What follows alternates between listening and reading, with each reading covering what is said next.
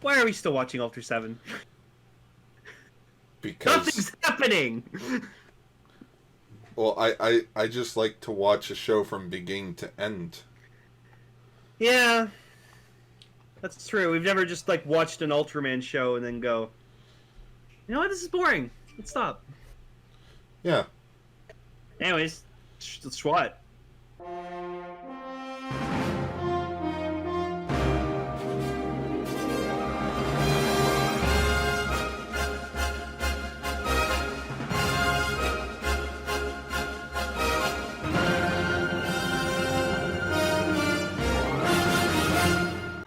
Greetings, everyone, and welcome to Ultraranger, the podcast all about Ultraman's past, present, future, Godzilla, and all kaiju in between.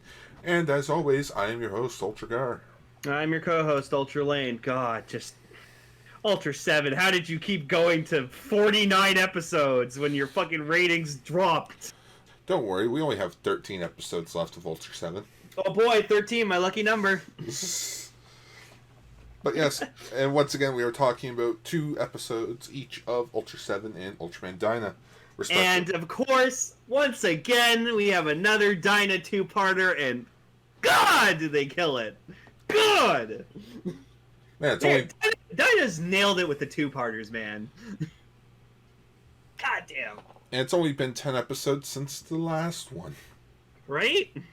Except episodes 25 and 26 were a 2-parter, and now 35 and 36 are a 2-parter. I wonder if we're going to get 45 and 46 as a 2-parter. No, 49, 50, and 51 are a 3-parter. Well, that's going to be a fun episode to talk about. Oh, yeah. So much so they actually edited it together as one final chapter. So, yeah, let's just get... Honestly, let's just rush through. Well, not rush, but just... Ultra 7, what happened?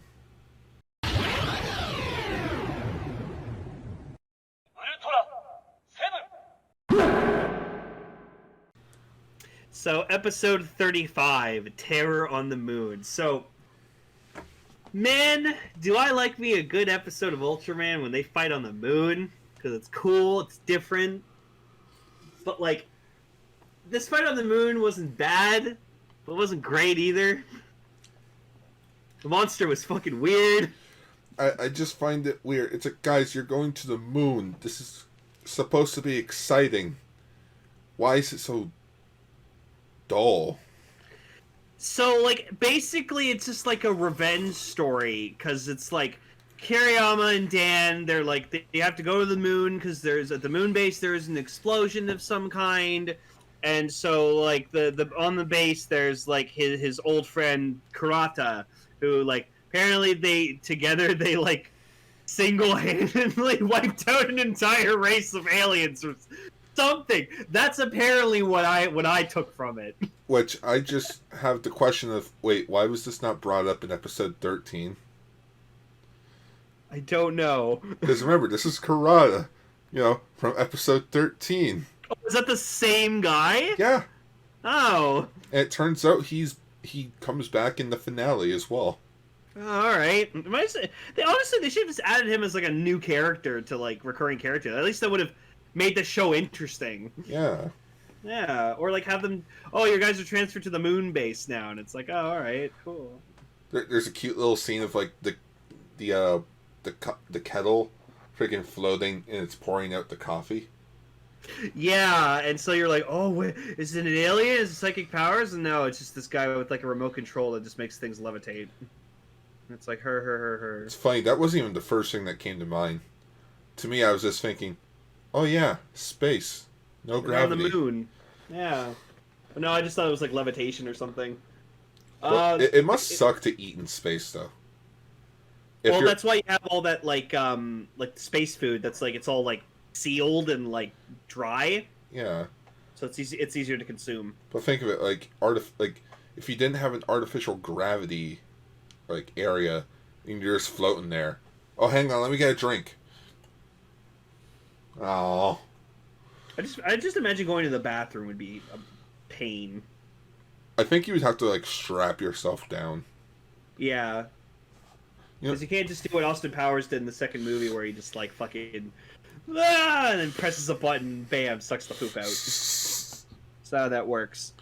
But yeah, so our kaiju and aliens of this episode are Alien Zampa, which it was cool looking. But like there was a scene where like we get to see what he looks like, and like he gets shot in the head. I was really hoping like the alien head was just gonna turn and there was just like a giant burning hole in the middle of his head. What happened? So I decided to look up, out of curiosity, how do astronauts use the washroom? Oh. And apparently, I use Google, of course, and one of the questions, like, people also ask, and the first one is, how do astronauts pee and poop in space? To pee, they can sit or stand and then hold the funnel and hose tightly against their skin so nothing leaks out. Ew. To poop, it's the same thing on Earth. Oh, okay. You just sit. Okay. But gross. Yeah, no, I'd get used to it, but like I still wouldn't enjoy it. Mm-hmm. But yeah. So we find out that Kurata's friend is basically an alien Zampa, and he apparently him and his rest of his race knew who Kiriyama and Kurata were by name, and knew they were the ones who destroyed their fought against them on their planet and stuff like that, and wanted to exact revenge on specifically those two.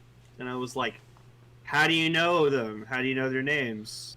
Like, how long have you been infiltrating like the moon base for? Well, we know it was 3 years ago. So I guess 3 years. I guess this revenge scheme has been planning for the last 3 years. Yeah, really. And so like we get this scene where like he exposes himself to Kurata because like they're on the base and like Dan and Kiriyama are on their way, and like they have these really shitty looking helmets. Like you can tell they were just like put together, like made of paper mache or something. You could see the air holes. And I'm like, oh, they're definitely be able to breathe in space with that helmet on. But with that, I just rounded up to like, you know what? It's campy. Yeah. So then Dan and Kiriyama show up, and like the alien's just like, don't you fucking tell them I will, or I'll fucking kill you, and stuff like that. And so like Dan obviously fucking notices that like Kurata's laser pistol's missing. And then he, like, looks at him, and they just immediately fire on him because they know he's an alien or something. They just shoot him in the head, he dies. Yeah, it's like, okay. Shirahama was the guy's name. Yeah. So yeah, he did. Yep. And then we get the moon monster, Petero. Gross. Petero. I don't know. I always pronounce it as Pietro. But, my god... Like, apparently it's supposed to be, like, just made of the moon, but it was awful looking. It shot water for some reason. I don't know why, but it did, and it was stupid. He had a cool, like, eye laser thing. I liked that. That was cool. Okay, did you notice as well when they start running away from Petra? Or yeah. Petero. Yeah, Petero. Petero. Yeah, Petero. Sounds like a Sergeant Frog character. Well, no, it'd be Petroro. Or Petroro. Yeah. Petroro. Yeah, Petroro. As they're climbing up the mountain, I mean moon rocks. Yep. You can see that they tried to color in the sky to look like space, but there's still like a sliver of blue sky. Yeah. I'm like, oh no. So like Dan transforms in Ultraseven and starts fighting him, and like Petero starts shooting water at him, which was stupid. No, and then no. What was stupid was that Dan pulls out his Ultra Eye when he's still in the spacesuit. Mm-hmm. So I'm like, how does? How? Well, because you see the stock footage of just him transforming normally, so. But how do you click when helmet? I don't know. Wait a minute. That's actually another question. Would he need the spacesuit? No. I mean, he has to keep the illusion. Yeah, but like, if he was just by himself, would he still need to take like a spacesuit with him? I don't know, because I think it's just taking a human form, so he's still like, he can still get hurt and stuff like that. Oh, like the cold. Yeah. So the lunar. The lunar night, yes. So apparently, a blanket of nightfall hits the moon, and I'm just sitting there going like, you mean like how it is all the time? 24 hours a day? It's the fucking moon! Well, no, all you see is space! Well, no, because the sun hits the moon at certain points in time. I guess that's true. And technically, moonlight is just the sun reflecting off of the moon. Yeah, and apparently it makes the moon negative 190 degrees Celsius. 180. 180. Sorry, but that's still fucking cold. Oh yeah, eh? And not as cold as us Canadians. As we know, ultras are weak to cold. As we learned from that previous episode, where he was out in the cold. The Zero movie, where the entire land of light was frozen. So I guess this answers my question of how cold does it need to be for ultras? I guess 180 is their limit. Negative 180, yeah. And so then, like, oh my god, what's Ultra 7 gonna do?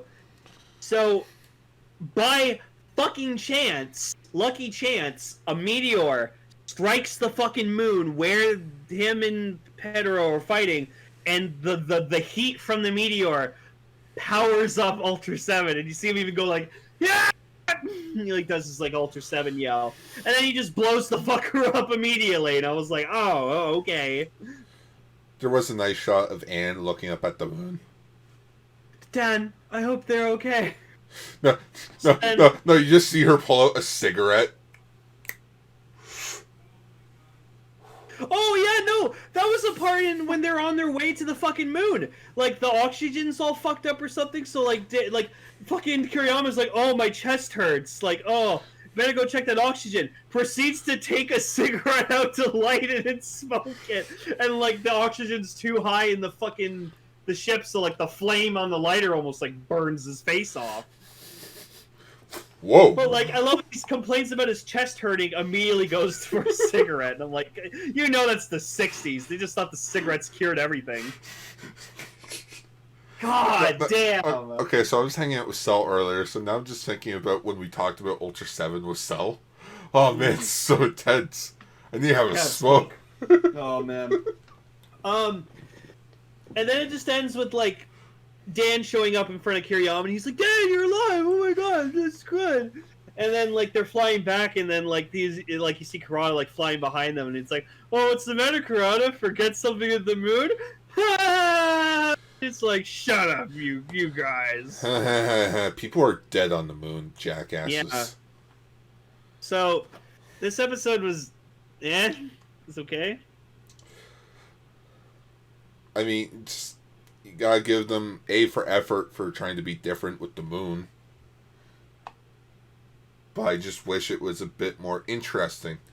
Like, I don't know, maybe showcase... Maybe instead of having the moon blow up at the start, maybe have it be like that episode where, in Dyna, where they go underwater to that underwater base. Yeah. How, like, we at least see people on the base. Yeah. How it's, like, fully operational and such. How it's going to be a leap forward for mankind. Then it blows up, and it's like, oh, what happened?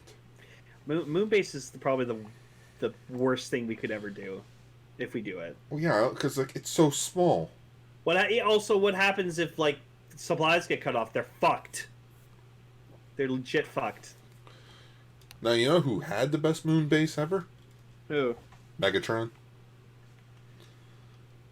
I would say Dr. Evil did.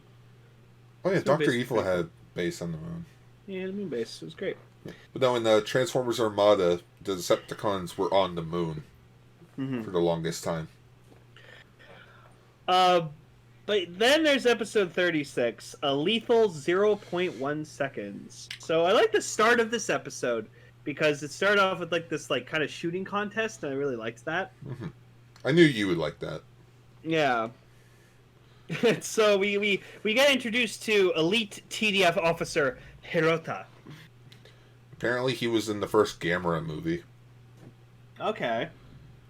But when I tried to look up like an image of his character, it was just like his name's like Professor Uda or something. I'm like, oh, okay, so he's one of the many professors in the Gamera movie. Hmm. So they're having a shootout contest, and so like Hirota gets like 999 score, and like Ann and them are like, oh my god, it's tied with Soga, and so like Soga needs this like to win or whatever like that. So he like goes to like shoot like his target or whatever like that that's being flown at him, but then like something makes him like lose his footing for a second, and he misses the target to shoot it. And it's like, oh well, I lost, too bad. And like they're like, oh, well, you're still really good, Soga. And he's like, oh, thanks, guys. And Hirota's just like, well, you suck. I'm better. Oh, Bye. Congratulations, Hirota. Yeah, this just makes it more clear that I don't have to be with you stupid-ass Ultra Guard members. Yeah. And he's like, meh. And So you're then, like, we're all standing right here. yeah. So then it immediately cuts to just him in his like dorm room or whatever like that, and then this alien contacts him, and he's like, remember the plan? It's like, what? It's like, remember how you last night you said you'd betray your friends and sell your soul to the devil to win? And he's like, oh, I did say that. That was you who made him fuck up? Yes. Now will you help me with our plan? Yeah, sure. Cool. Now go kill Soga. So when I looked up when I was looking up like the guest actors and such for this episode, I also looked up voice cast. And for this episode, it said Alien Pega. Yes. So I thought, okay, so it's gonna be the Pegasa from like the very early on in Ultra 7. This is gonna be cool to see him again. Sure, he's voiced by a different person, but hey, it's at least the same. You're not the Pegasa. So that's why I was confused. I was like, wait, Alien Pega, and then I googled it, and I was like, oh, okay, Pega's from Jeed's race is called the Alien Pegasa. Yeah, I'm like, this is the Alien Pega. Come on, guys. It wasn't even great looking. It was just like this weird like bird head, and then it had like shitty feathers on it, and I was like, why? Why? Why would you name something so close to each other? Yeah, like you're gonna confuse your fucking audience. This must have confused. I wonder when Jeed fans like watched the first episode of Jeed, they saw Pega and they're like, Alien Pega from Ultra 7? Oh no, the better one. No, it's no, an you know what this? Pega, name Pega. No, you know what it is? Alien Pega. The cooler Alien Pega. Exactly.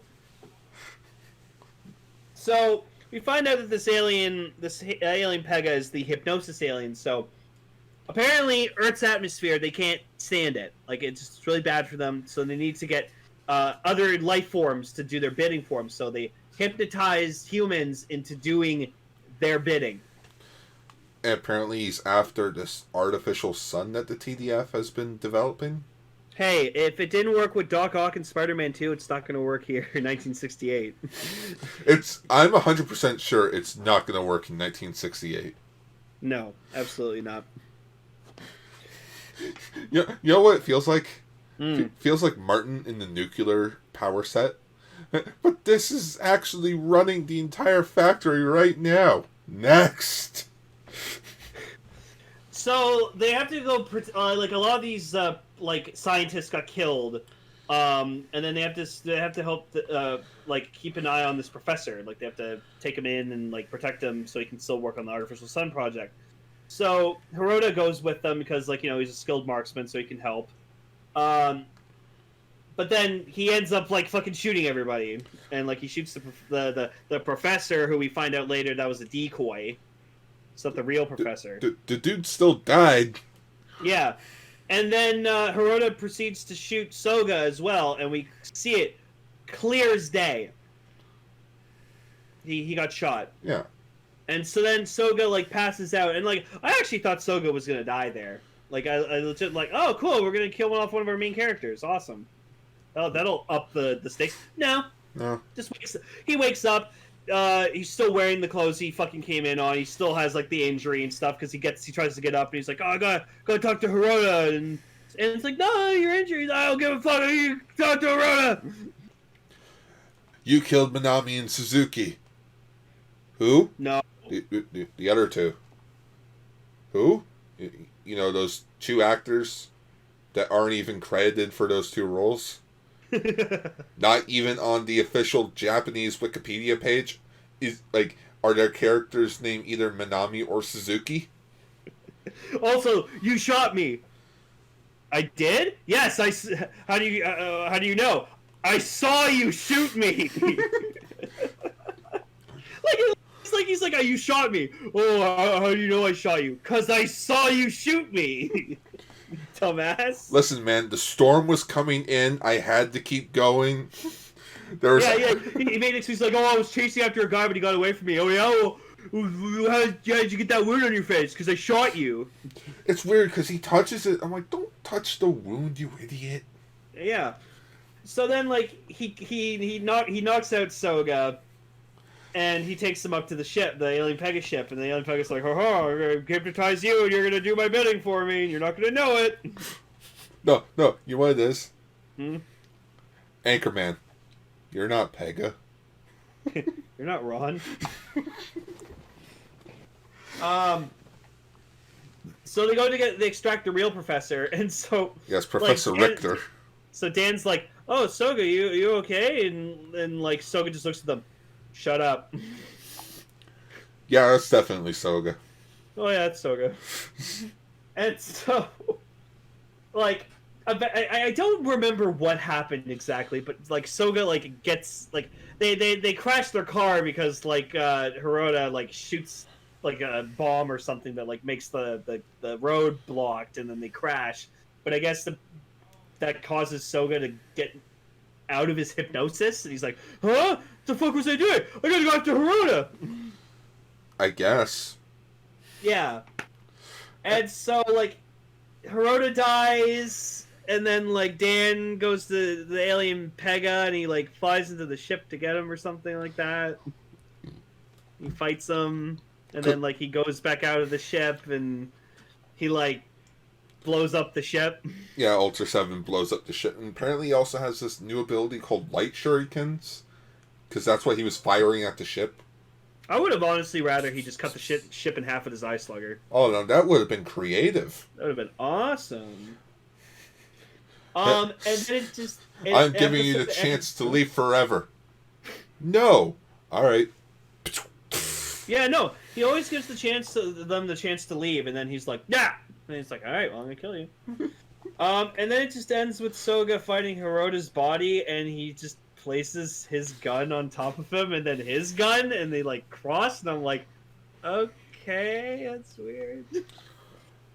So weird that I can understand why this episode's rating, like audience viewing rating, is the second lowest in the entire series. Oof.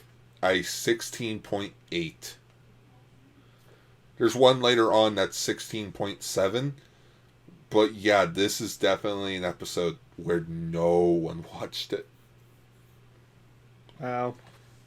We did. Unfortunately. So, Ultraseven continues to not be that great. No. Like, even it feels like even Dan feels like he's just in the background all the time now. He barely has any screen time. He's just there.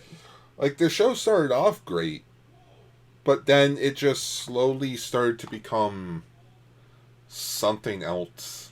Like, a good episode was that one where, like, they go to that mine, and, like, the guy that Dan and Hope made, like, his body based off of was, like, in peril, and he wanted to save him. Like, that was a good episode. That was well made, well written. I loved it. Like, fuck, man. 13 more episodes of this shit. And 15 more episodes of Dyna. At least we get to watch that one we watched before, where it was about the human who wants to go into space or whatever like that. And they reference that in Zed. Tiga. Or Tiga, yeah. Yeah. So, but anyways, let's go to Dyna.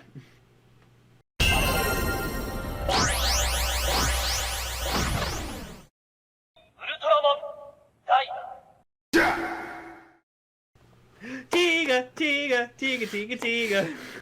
Lane, we can't say the T word. Oh, sorry. But anyways, episode 35 and 36 are a two-parter called Smile of Destruction. So is it like Instruments of Destruction, but it's Smile of Destruction? Well, I mean, it was that smile of that woman we saw on Pluto.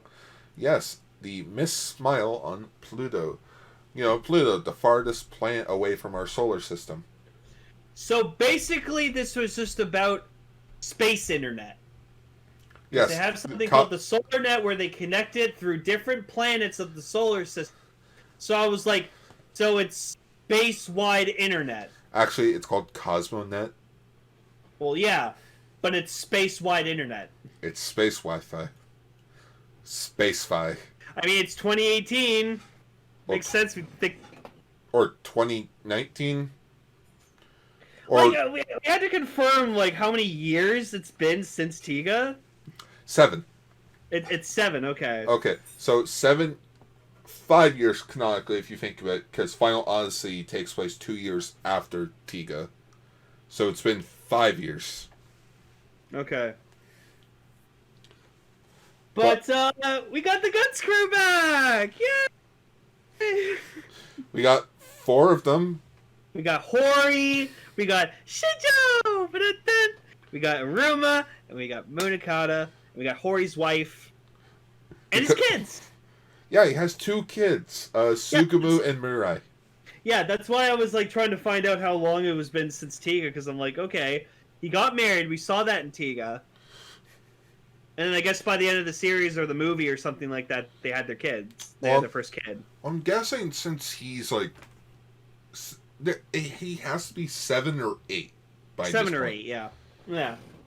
Because remember, episode 29 ended stating that it was 2018. Yeah. So it's definitely at least been 8 years. Yeah. So, Lane, did this episode feel familiar to you? A bit, yeah. Giant kaiju attacking Osaka. Children get involved. Yep. You know, Ultraman loses his transformation device. Yep. How many more cues do I have to give you until you realize this is the Gomora two-parter? It is the Gomora two-parter. Yeah, it's just the Gomora two-parter. Especially since that was also set in Osaka. But yeah, this was actually like, oh. Hey kids, or any adults watching this, but mostly adults watching this. Do you want to know how to write a good crossover?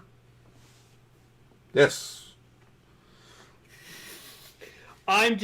What I was happy about was we saw horror. Like, literally, every time like a character from Tiga would show up, I was like, Shinjo! And I'm like, Hori! I'm like, fuck yeah! Like, you saw Hori, he was all in his like lab coat and he was a scientist. I'm like, oh, look at him, he's moved up in the world. Good for him. He's the chief scientist. Chief scientist, he's got a wife and kids, like... Lobster! You're having lobster for dinner! But I am so happy that they did it. They did it. They paired Hori and Nakajima together. Mm-hmm. Because you know, Nakajima is purely based off of fucking Hori from Tiga. So of course it's like, no, we're gonna have both of them fucking working together because they're both based off of each other. I loved how I miss when we used to just call him not Hori. Yeah, right? He's not Hori. And then we have Hori, and I'm like, there's Hori. There's not Hori. So, like, fuck. But anyways, so Shinjo's finally got to achieve his dream by being the man who's traveled the farthest in space. So he traveled all the way to Pluto. Should we tell him that Asuka flew all the way across the galaxy? No. Yeah, neither should we. But yeah, so he pilots this ship, and then he goes to Pluto, and they confirm the Miss Smile, and it's like, oh, okay, so it wasn't just like some accidental trick of light or whatever like that made it look like it was smiling. Yeah, it was the Romulus 3 that they went in. Yes. Don't ask what So happened to Romulus 1 or 2. Mm-hmm. So like they went to Pluto, and then they went missing for a bit, and they couldn't find them, and like Hori's like, oh no, I have to go spend time with my wife and kids, but I have to go find my friend. Oh yeah, because I think it was Sugamu's birthday. Yeah, but like they took him to to Osaka, and like they took him to this like 5-star hotel, and like he's complaining like, why do we have this food? And she's like, fucking eat this, you little shit. Mom, why are you so pretty and Dad's fugly? That's legit what the little girl said. Just, why are you so pretty and Dad's ugly? We met in a forest. There was some river monster thing, and just listen. His best friend died. I felt sorry for him. I was gonna give him a quickie, but you know. I was about to say, give him a quickie. But then he said that he loved me, and you know, I couldn't give up that pension. The wedding was cheap, but, you know, it's still nice. TPC paid for the entire wedding. I like to think TPC paid for the entire wedding. Yeah. So eventually they do find the Romulus 3. It safely returns back to Earth, but it brought something with it. The symbiote? Dun, dun. Apparently the parasitic life form known as Geomos, the space synthetic beast. Yes. It was cool. It was a nice... That's how you do a good rock monster. Rah. Fucking petero. But what's cool is that apparently it was the face on Pluto. And it absorbed itself onto the Romulus. So basically it was sort of like waiting for someone to come see it. Because according to Chief Officer Gonzo? I don't know. Gonzo? Yeah. The heavyset Chief Officer guy that sort of looks like me. Yeah. He finds out that, or it was Chief Officer Shima, anyways, the chief officers of TPC figure out that Geomos is actually also made out of the spheres that talk to Mars in the premiere. Yeah, that's right. They mentioned the first episode, and I was like, oh. And I can somewhat see it because, like, in the core of Geomos, it started to grow. Yeah. And, like, you can see the sphere. So yeah, of course they get like Hori to come help and work on it. So that was really cool. It was just nice to see Hori. It was nice to see Shinjo. And you gotta give it to his wife. That's like, honey, why aren't you here yet? Shinjo went missing. Okay, take your time then. Yeah, no, like what a fucking awesome wife, just being like, yeah, no, I get it, I understand. You know, like I can see his kids being upset, like, oh, why can't Dad be here? Screw the other guy. That other guy served in the front lines with your father. So when if he goes missing, there goes our godparent. So when I was watching this episode, Kelly was watching a bit of it with me, and so like Shinjo showed up, and I was like, that's Shinjo, and she's like, who's that? I'm like, oh, he was a character from Ultraman Tiga. He was like one of the best developed characters in Tiga, more than the main character. And so me and Gar made the joke that why can't he be Tiga? Said Daigo. So much so, he was the one that actually got paired up with not Karya or Koda, but with Asuka. Yeah, no. But we also find out that Rio's like fucking fangirl of Shinjo. I mean, she's right. I mean, everyone's a fan of Shinjo. But that just begs the question now. Is he still too old to be living at home? I don't know. But still, like, Rio's like, oh my god, I heard about your exploits in Guts when I was just a trainee, and like, he's just like, oh, well, it's nice to meet you. You just see her go like take off her glove, and she's like, I'm touching his hand. Touching his hand, Asuka's just like. But yeah, so yeah, the Krakow? Krakow? Krakow. Yeah, the Krakow. it gets infected with GMOs as well, so like they disconnect it. And Nakajima's on board with Asuka and Ryo. And they're like, go check it out. Okay. Shinjo comes in. I'm going too. Why? Because. Did you not watch episode 41 of Tiga? You know, my friend died from the exact same thing almost. Yep. People were stupid back then. People were stupid in 2010. Oh, yeah. So then Asuka tries to fight Geomos as Dyna, which I was surprised at first because, like, also we got a battle theme for type Flash. Oh yeah, it's cool. I like the pun of the name. Now in the Flash. Yeah. I was not expecting. Like, that's a cool theme. I was in the middle of eating my dinner while watching the episode. The music starts with. I sit my plate down immediately to type it down. I'm like, song. Yeah. No, it was really good. I liked it. But then like he goes Miracle, and I was like Miracle, but you're fighting like a rock monster. Like use strong type. And so like he tries to like shove it into like the black hole, whatever, like that. I was like, oh, that's totally gonna fucking work. It didn't work. Didn't work, and I was like, oh shit. Because this thing has a protective force field around it, thanks to the spheres. It's got a barrier. So, but then they learn how to counter it.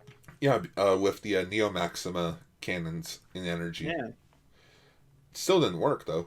No. And then also, yeah. So then Dyna gets like his ass kicked, but then he loses his eye flasher.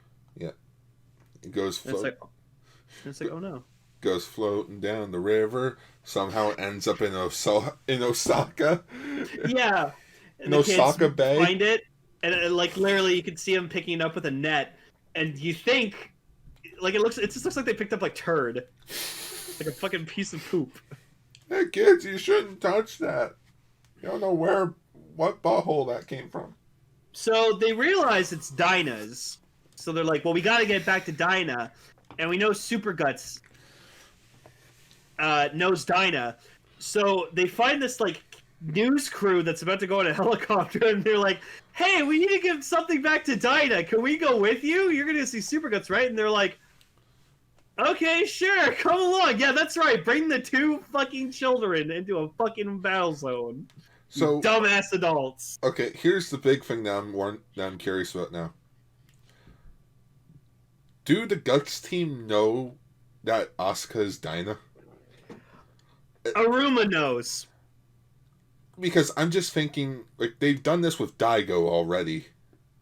And they have a meeting about it, too, because they're like, okay, where the fuck's Dyna? Like, Dyna didn't show up in this second time. And so they're like, well, Aruma knows something about Dyna. And then Aruma just happens to walk in at the right time. I was not expecting that. She just walks in, I'm like, hi, Aruma. Hi. And she's just like, hey, we gotta believe in Dyna. And it's like, yeah, but you know the secrets. We need to exploit. And it's like, no. You need to trust in Dyna. We can't go back to the dark times. Yeah. We already almost had that with Antigua almost fucking lost, but you know what happened there? No, because apparently no one likes to bring up the fact that the world almost came to an end 8 years ago. So then, Asuka's feeling down on himself because, yeah, like, when they try to, like, fight or whatever like that, like, they get their ass kicked. And so you just see, like Nakajima and Hori, like, they try to fire this transmitter onto Geomos' back. But then, like, it doesn't work, and then you just see Asuka just, like, come out of this this wreckage or whatever, and then he just collapses onto the fucking ground. And I was like, holy shit! Just, Oscar, you alright? Dyna.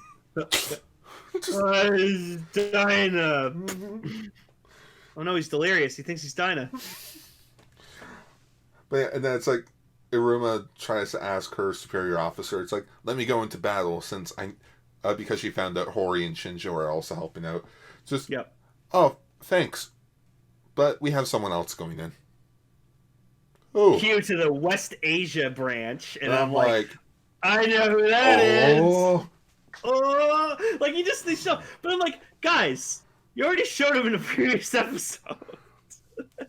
Hey man, you gotta thank that Tiga Dyna movie, where they were like, hey, can we do an actual crossover? Right?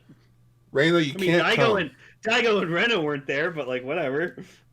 Neither was another person. Yasumi? Yeah, there we go. Yeah, I was like, yeah. I'm trying to think of blah blah Blasumi. And I'm like, blah blah Blasumi. Yasumi! Yeah, I can confirm Yasumi does show up in the show. Okay. Little shitbag. Fucking hated him. Hey, now he's 8 years older. Shitty smirtbag. So then Asuka's feeling down about himself because there's like a scene where like he comes in, he's like I'm gonna keep fighting till my last breath, like I'm not giving up, and Aruma's just looking at him like, you're Dyna, I know. I'm not gonna say it, I know you're Dyna. So then he has a moment with Shinjo where Shinjo's just like, it's okay, boy, don't worry about it. He's like, don't call me that. It's like, hey, I used to hate being called that too. And he's trying to be like his senpai.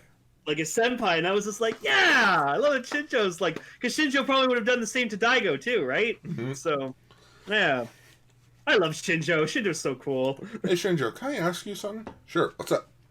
Why does it look like you guys have only aged like a year, but it's been like 8 years?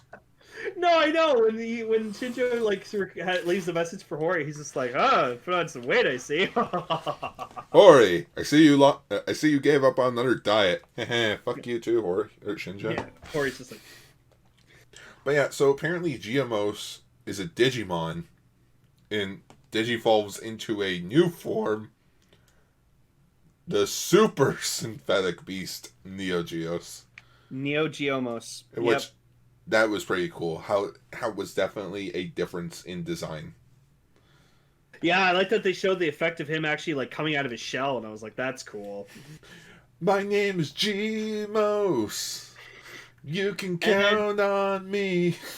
And then proceeds to use his old body as like a decoy for them to like destroy it, and it's like, oh wow, and it's like, oh, that was easy, that was too easy, and then the real one shows up, and it's like, oh fuck. So then we get this like probably the best scene in the episode for me personally. You just see like Shinjo and Hori talking together, and then Hori goes through they go into a hangar, and he's like, Gutswing, and it's like, yeah, we've repurposed it and gotten it all nice and it's ready to fly. And then he opens up a locker, and he's like, you kept them, and it's just like, yeah, I didn't think we'd go into these uniforms again. I was like, yeah, Guts uniforms. Oh no, what made that scene was how they had Take Me Higher playing, like the piano version, like do do do do do do do. I'm like, yeah. Oh, this episode knows. I'm just sitting there. I'm like, I miss Tiga. Tiga on Blu-ray when? Yeah, right. Like, when are we getting Tiga? Like, they're gonna announce in the summer Tiga, Gaia, and Tiga, Dyna, and Gaia.